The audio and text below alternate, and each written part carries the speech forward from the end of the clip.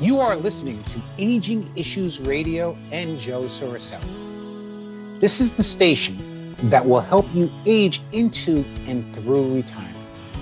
We bring advice and education on all of the issues that we face as we get older, offering financial and life strategies. Hope you enjoy the subject matter and our down-to-earth and simple solutions to the problems we all eventually face. While the issues are not unique, the solutions are for you. Joe Soricelli coming to you live from 101 Mobility with Glenn Shapiro. This is a follow-up to the last recording that we did, which answered the question, should I stay or should I go? Basically a housing decision. You see, most people want to stay in their house, but sometimes you can't, or sometimes you can adapt the house to let you live in it longer. You see, there's alternatives. Sometimes the neighborhood, it's because I want to stay in the neighborhood. Sometimes it's because I, want to stay in the house with my spouse. There's lots of reasons why you want to stay in the house. And then there are reasons why you might want to move, because physically you can't stay in the house. Because you know something? Steps look taller, right? Entryways aren't safe. The first thing that I always tell people, is it a safe environment? And can we create a safe environment? And then if we can create the safe environment, what do we have to do? And how much do we have to do? What I unfortunately find out that in many cases, it becomes a financial decision. That's the background that we talk about. That's why we talk about financial, life stages and the financial implications. Because if you go to a nursing home, could cost you $15,000 a year. You go to assisted living, high-end assisted living, not low-end, someplace that you would like to live. It's $14,000, $15,000 a month, right? $180,000 a year. How many years can you afford to live there? If you can, it's hotel-style living, and maybe it's the greatest thing in the world. But most people like their homes. Now let's figure out with Glenn, what can you do in a home that lets you continue to live in it? I just want to add that staying at home allows you to keep the same doctors, keep the same resources, keep the same drugstores, keep the family that you know and love, the children and the grandchildren. There's a load of reasons to stay. Of course, there's a load of reasons to go too. But our focus is on trying to make staying home a safer, happier, healthier, and even more independent form of living than can possibly have by changing venues, by moving. So we love to help people stay in their home and enjoy what they've grown comfortable with throughout their life. That's really the key. Because if I like where I live and I'm functioning, sometimes I just need the assistance. I just need that bit of help. Sometimes it's a professional, right? And that professional even needs tools or equipment to help care for you. But all of a sudden, I want my life to stay as similar as it's been for the last 20, 30, 40 years. I don't want to I enjoy having my grandchildren over the house, right? They're not going to feel the same way if they go into some sort of a facility. It's not the same. My grandchild is not going to run and jump on my lap in a nursing home or some other facility. But I also want to talk about conception, right? You and I had a conversation about 5 years ago, and maybe 6 years ago, and we were talking about perception. And you brought up a story, and you said sometimes, nursing homes or facilities, I'll use it as a generic, scenario, because there's low end, there's high end, but specifically a nursing home, right? Sometimes feels almost like a zoo. Well, there's good analogies to zoos and bad analogies to zoos. And the thing I love to recall is when I was a kid, I used to go to the Bronx Zoo. And I loved seeing the monkeys in particular, but they were in tight cages. And because they were in tight cages, it seemed they were hostile. They were not happy little monkeys. And it turns out somebody over time realized that putting animals in their natural habitat is a key to making animals succeed in a zoo. They become more docile, more social. They reproduced better in a zoo when they had their natural habitat. They ate better as well, and they socialized better. And to me, it drove home a very, very important point that if you are free in your natural environment, free to enjoy what you've enjoyed naturally, what you're programmed to do, you certainly are going to do better. And as the zookeepers found out now across the nation, natural habitat produces happier animals, and they live longer, and they are healthier. And boy, does the same analogy hold true for people. Give them what they're grown used to, what makes them happy, and they live longer and more happily. That's the key. There was a everybody has seen Rocky movies. Right? And what is the argument? The glimmer in the eye. That when you're caged and you're not happy, you lose the glimmer in your eye. I want people to keep that glimmer. I'm going to say, I have to say, I deal from the financial perspective as well as the care perspective. First and foremost, safety. Right? Safety, making sure it can work. That is simply the first and foremost. If you can't live in your house for various reasons because it's not safe, that's an important piece. But you know something? There's an overlay with financials because not everybody can afford the modifications. Not everybody can afford, different, options that can convert a property or a housing situation into a very livable, safe environment. No doubt that's true.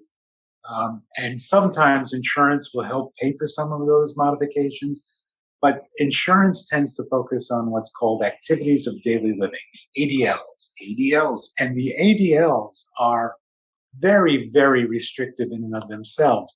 As long as there's a way to get food, as long as there's a way to toilet, as long as there's shelter, as long as there's a bedroom, it doesn't really matter to the people who assess ADLs whether you can tuck Johnny in at night in his bedroom, which happens to be on another floor than yours, even though you've been doing that all your life.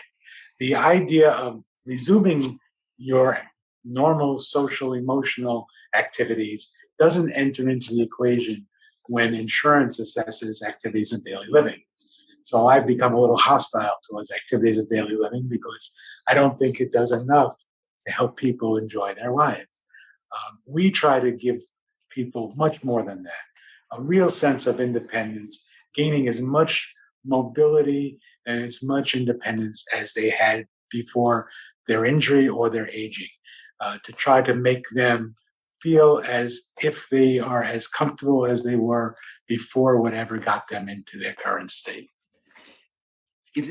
I address it, and 100%, as I will say, in favor of what you have just discussed, keeping life as similar as it was before. But I always tell people it's stages, and sometimes you can bridge from one stage to the other with some help. I can't guarantee that you're never going to be, need 24/7, not be able to get out of the bed, but it's little things. You talk about activities of daily living. I live with them all the time because I deal with Medicare, Medicaid, and long-term care. Right. So we're sitting in lift chairs. One of the first things that, one of the activities of daily living is called transference. Right. I often sit back and say, can you get out of this chair and walk across and get into a bathroom if you need to? That's a transferring skill. And then you have toileting skills. You have all these things that you sit. They are the bare bones, right? The activities of daily living, of quality of life. But you can enhance them. Instead of, needing somebody to pull you out of the chair, you can hit a button and be lifted out of the chair. And as long as you mention that, it brings to mind that a lot of what we do is not only for the patient, but it's also for the caregiver. Because that person who's pulling you out of the chair, should they hurt their back and now you're both injured, what happens? It is statistically shown that caregivers unfortunately predecease or get injured than the person that they are providing care. I have a case in Florida right now that the caregiver unexpectedly, and I'm not going to say unexpectedly because the ultimate diagnosis, right, said he was in pain, right, but he had a cancer episode that he had to be in pain, and after it was diagnosed, he lived 3 months. He had been taking care of his wife for the last 10 years.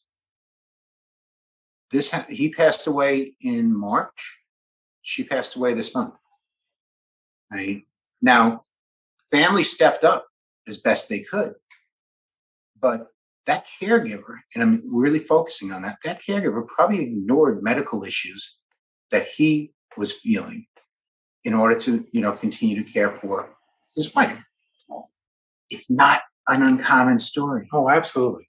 We always try to care for the patient and the caregiver at the same time and try to make sure that they both can live symbiotically off of each other without hurting each other, but helping each other. And oftentimes the patient doesn't realize that the caregiver is going to be hurt, disabled, injured, or just have problems because of the care they're giving. So it's a two-way street.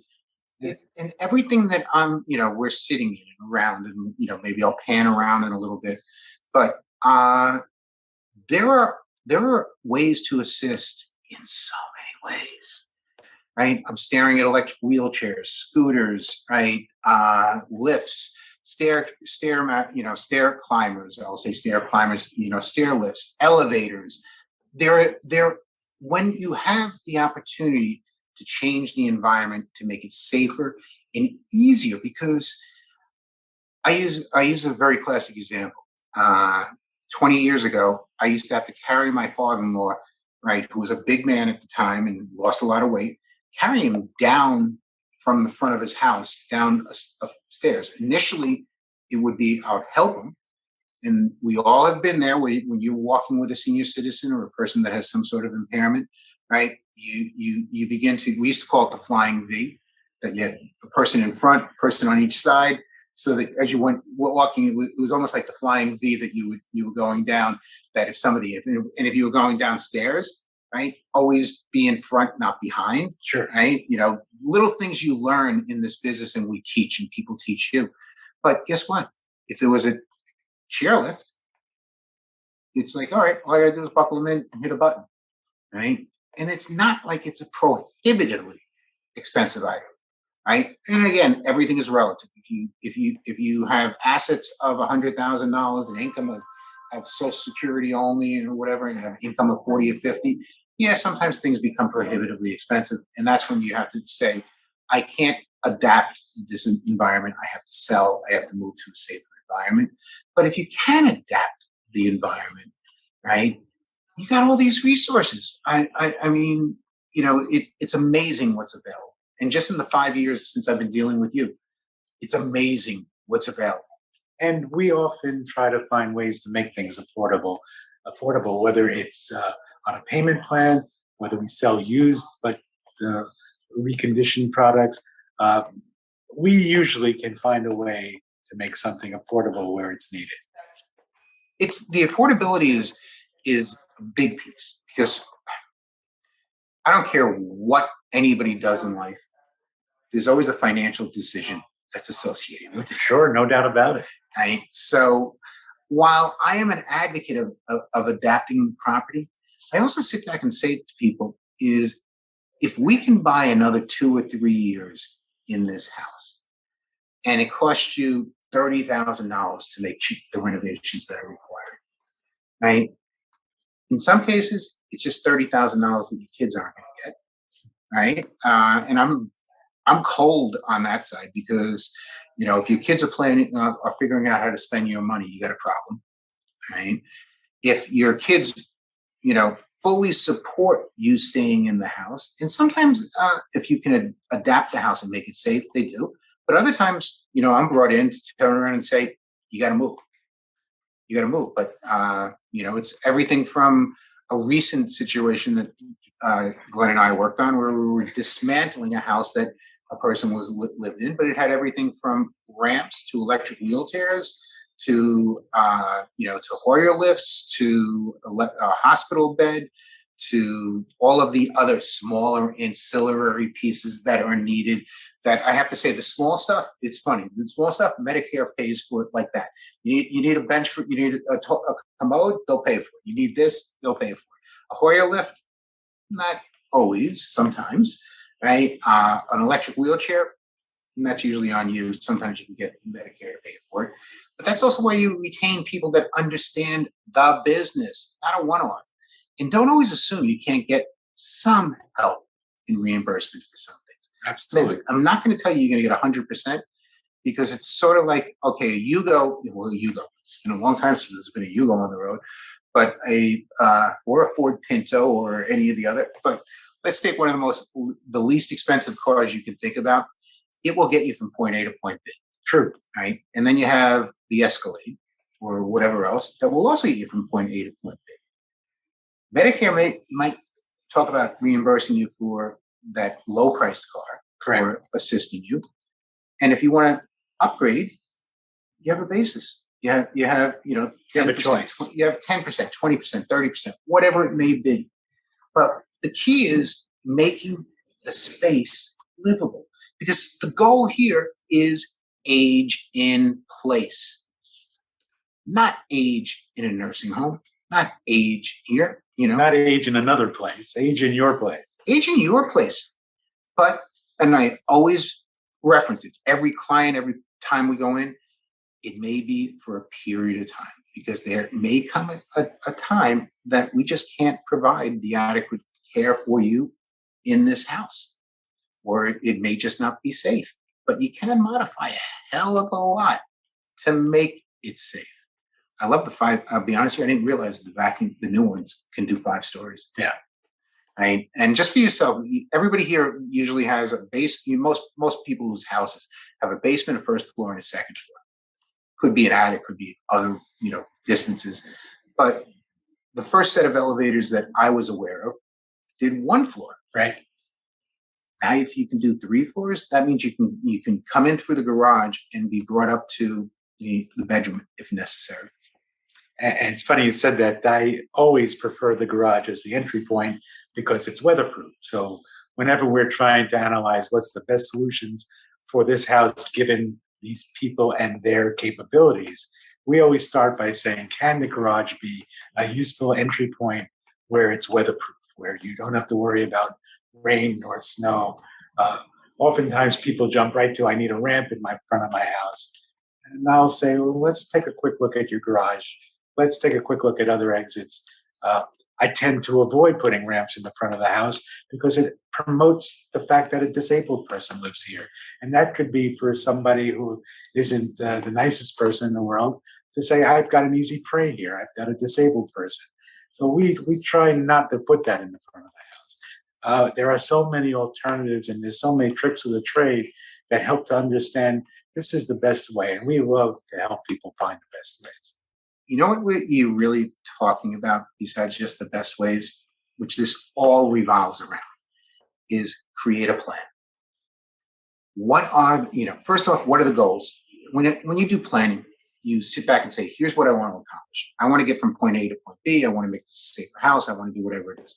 So let's create, a plan. Not that it's the final plan, but let's create a plan that will allow us to, get to the goal. Now, if the goal can't be accomplished, then, you have to change, the overall plan. Right. If the goal can be accomplished and in a way that everybody agrees, and sometimes alternatives, it's not that you have to go to down this street, that street, and this street. Maybe you go down this street, that street, and a different street, right? But there's a way of getting to the ultimate goal. Sure. And if the ultimate goal is we want to stay in the house, well, one-on-one mobility can help and pretty much can convert almost anything, right? For a price. Always have to put it that way because it's not, and it is not a single, I'll say not a single contractor or person that's involved, because sometimes you have to do major renovations. Before, I had a client that didn't want to put a ramp in front of their house. and it was cosmetics more than anything else. Right. We added 4 feet of topsoil and a retaining wall. We eliminated the steps in front of the house by just raising the entire front yard and basically creating a walkway that was a ramp that, instead of having an aluminum ramp or a wooden ramp or whatever else in the front. And, it actually made the house look better because it took out that little bottom piece of foundation that a lot of people have. Yep. Right. And we did have to do, window wells, and we had to do, other things, but it was a landscaping issue. And it wasn't cheap. It was $10,000 to do what we had to do with all the stonework and all the other stuff. But it accomplished the goal in a way that nobody else had thought about. It's like, why can't you raise the front yard? You can. Coming up with different solutions that meet the needs of the people and the situation, it's problem solving. And you sometimes need professional problem solvers working with you. And we like to think that's what we are. And I'm going to even focus something that you just said. I'm doing a fiduciary presentation this evening for attorneys, because attorneys are fiduciaries in cases. They try to delegate or share their fiduciary responsibilities, right, with other professionals that should be experts in their field. They should have a thorough knowledge of what the issues are, and bring in a team of experts where necessary. And more importantly, as you say, experts, when you start talking about changing a house or doing something of that nature, you don't talk to your brother-in-law unless he's an engineer, architect, whatever else. You don't talk to the neighbor who said, "Oh, I got a chairlift and it worked out great." Talk to somebody that can walk you through the stages first of the planning process, and ultimately, is everybody on the same page with the goal, right? And then how do you get there? And then Joe Soricelli brings in Glenn to say, okay, let's see if we can modify this. Oh, it looks good. Well, or which is, I think, one of the worst things in the world that you can get different pieces, is when doorways are like 24 inches into bathrooms, right? And then you look at, can you move? And it's like, oh, wait a minute, we got to do an entire new bath to open the doorway up. Yep. Right? He's nodding his head. He's had this. Many times. Right? That's one of the hardest things is, for whatever reason, back in the 60s, they made 24-inch entries to bathrooms. They are not safe. They can last for a period of time, but if you ever tried to walk through a 24-inch doorway with somebody, it doesn't work. Right. But again, this is Joe Soricelli coming to you from Aging Issues Radio, the podcast that's going to hopefully get you through the stages of life and retirement. Glenn, thank you very much. Pleasure. Thank you, Joe. We will talk more. Okay. All right. You've been listening to Aging Issues Radio and Joe Soricelli. This podcast has been for informational and educational purposes only. It is not to be construed as financial or legal advice specific to your circumstances. If you need help with any matter, be sure to consult with an advisor regarding your specific needs. Thank you, and tune in again.